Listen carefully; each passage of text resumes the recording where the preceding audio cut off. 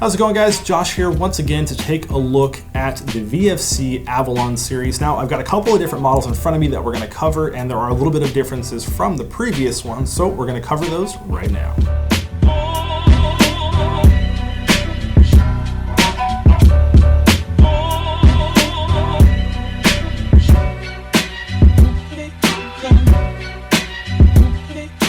Now, if you saw our previous video on the Avalon series, you'll know that the other builds are basically M4s, whereas this is an M4 with a gas piston design. So what that means for you guys is your upper receiver and your rail are going to be raised ever so slightly to incorporate that design, and it basically just adds a little bit of extra rise to your rail.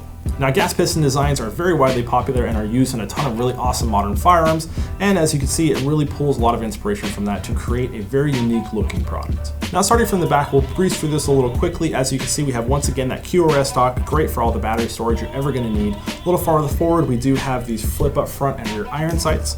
QRS pistol grip, once again that flat trigger that is really nice. The gearbox is going to be the ECS gearbox, 8mm bearings. You're going to have that built-in MOSFET, high torque motor, so great semi-automatic trigger response, and overall a very solid gearbox design. A little bit farther forward, we do have that trigger guard once again and the QRS magazine with 120 round mid-cap capacity. The thing that definitely sets this apart from the others in the series is obviously this upper receiver and this rail. This rail is a really cool design. It has key mod attachment points as well as your Picatinny, so if you run in either of those, you'll have the ability to do that.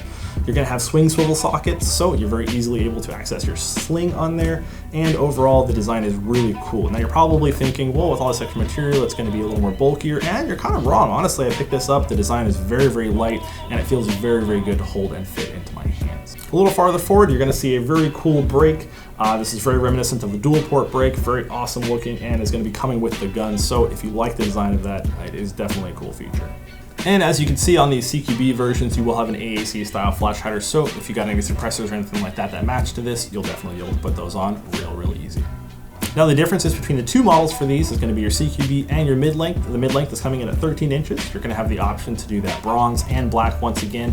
And the cool thing about this is the price point is going to be right at $360. And the CQB ones are going to be coming in $20 cheaper at $340 with those same color options of bronze and black once again.